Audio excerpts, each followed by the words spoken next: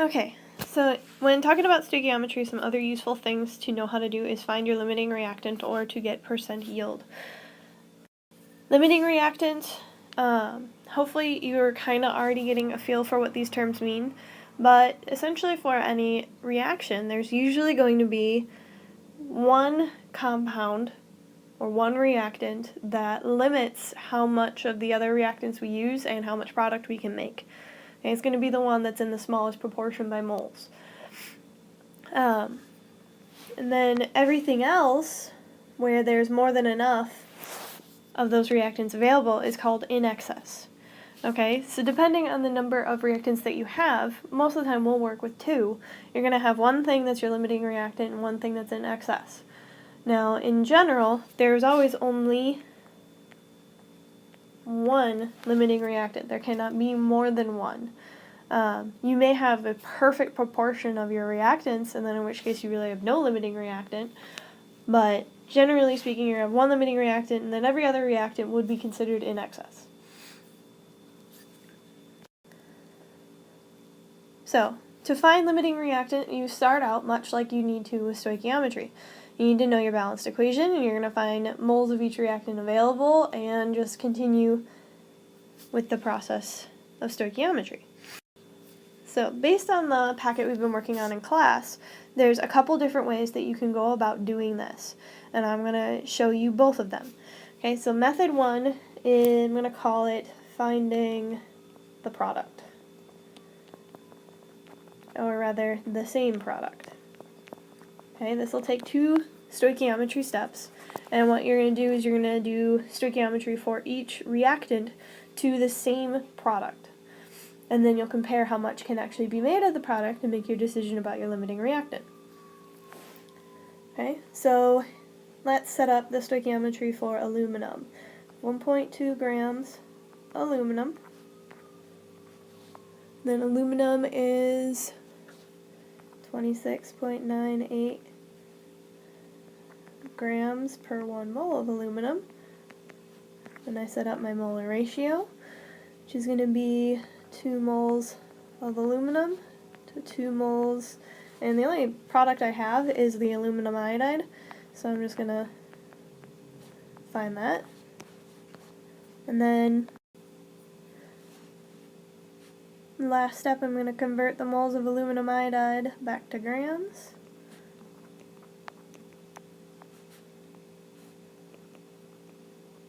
Oops. I'm moving this up, I need my molar mass on top. Molar mass of aluminum iodide is 1 aluminum and 3 iodines, which makes 407.68 grams ALI3. And I'm just going to calculate how much product that gives me.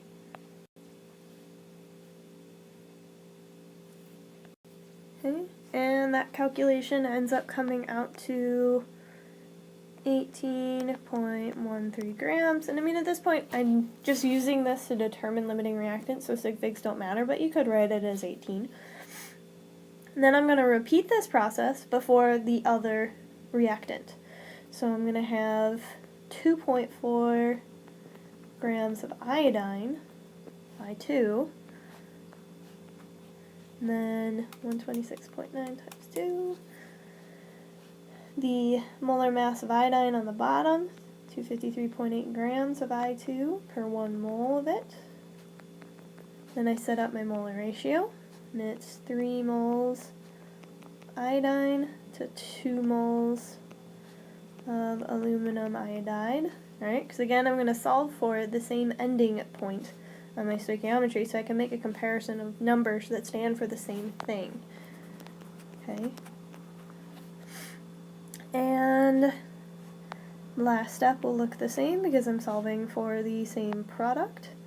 1 mole of aluminum iodide is equal to 407.68 grams aluminum iodide. And what do I get? And this ends up calculating out to be 2.57 grams of aluminum I3, or aluminum iodide. So what this says is that if I had 1.2 grams of aluminum, Alright, and assuming I have enough iodine, I'd be able to make 18 grams of aluminum iodide. Okay, and that's what the top says. Bottom says if I have 2.4 grams of iodine, assuming I have plenty of aluminum, I'd be able to make 2.57 grams of aluminum iodide. Only one of these numbers is possible, and it's always going to be the smaller one. Okay? Which means my limiting reactant is the reactant that produces the least amount of product. Okay? Because to use up all of my 1.2 grams of aluminum, I'm going to need more iodine than what's present. Okay? To make 18.13 grams of aluminum iodide, I need significantly more iodine. Okay? So whenever limiting reactant, you're always going to spot it by the smaller number. Okay? So if it makes less product, the reactant that made that amount of product is your limiting reactant. So iodine is limiting. Okay? This is one way you can calculate this, and in some ways I find this to be the easiest to see which one is your limiting reactant. Okay? And I find this method very easy if I'm asked about how much of a product is made, because in the end, if, say, I had a question, how much aluminum iodide could I make from 1.2 grams of aluminum and 2.4 grams of iodine, once I figured out my limiting reactant, I also would have my answer. So, next method. Method 2 is going from one reactant to the other. So one reactant to other reactant. This is the useful method when the question is going to ask something like, well, how much of the excess reactant is left over? So what I'm going to do is I'm going to set it up 1.2 grams of aluminum. Then it's 26.98 grams of aluminum in 1 mole of aluminum. And then this time my molar ratio is going to take me from aluminum, 2 moles of aluminum, to my other reactant, 3 moles of iodine. Okay, instead of going to a product, I'm just going to solve for the other reactant. Alright, and then from here, iodine is 126.9 times 2. So if 1 mole of iodine has a mass of 253.8 grams. And that's going to give me 1.2 divided by 26.98 times 3 divided by 2 times 253.8. That gives me 16.93 grams. So when you do a method this way, and you can start from either reactant, so if you have a hunch that one's a limiting reactant, start from that one. But what this means is that to use up 1.2 grams of aluminum, I would need 16.93 grams of iodine. And this, to decide what your limiting reactant is you have to look at your information.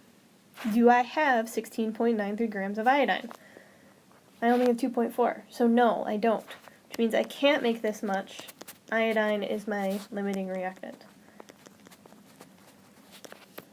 Okay? So what that looks like if you do it the other way around is, say you start from iodine and go to aluminum, 2.4 grams iodine, and that's going to be 253.8 grams iodine in 1 mole of iodine. Then I put in my molar ratio. This time iodine's going on the bottom because I need to cancel that out. And aluminum will go on top because that's where I want to go.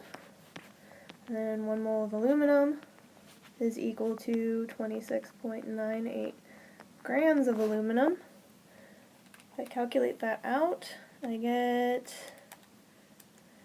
times 2 divided by 3 times 26.98. 0.17 grams of aluminum. So here I am seeing that to use up 2.4 grams of iodine, I need 0.17 grams of aluminum. If I look at how much aluminum I have definitely have that much. So again, regardless of the order that you do it in, If you have enough of the reactant you end for, then you've spotted your limiting reactant. If you don't have enough, then the one you solve for is your limiting reactant. Okay, we will get some practice with this. So, percent yield. Whenever we do calculations, whenever we do these stoichiometry calculations, we are assuming perfect conditions. Okay, completely uncontaminated reactions, no side reactions, everything is measured correctly.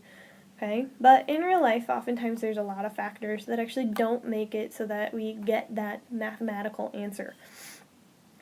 Sometimes your reactants may not be pure. Right, so if we're using magnesium, maybe some of it's magnesium oxide. And in which case we're not going to get the same outcome because we're not basing it off of what we really have. Okay, maybe the reaction for some reason doesn't complete. If a room is really, really cold, there might not be enough energy to get the reaction going.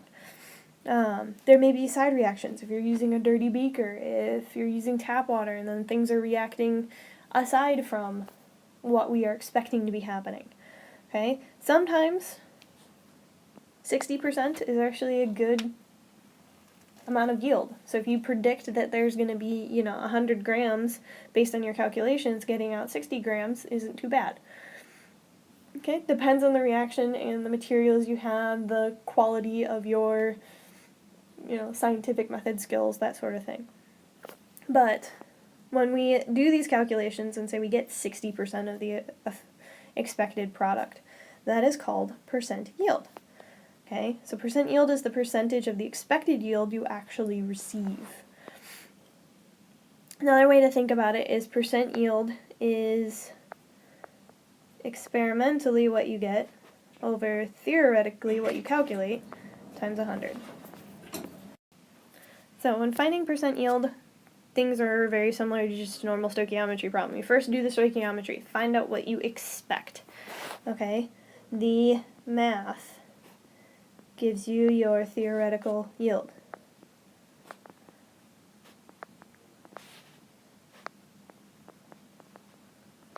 Okay, and then to do this, you're also going to then do the reaction in a lab setting where you can get an experimental yield.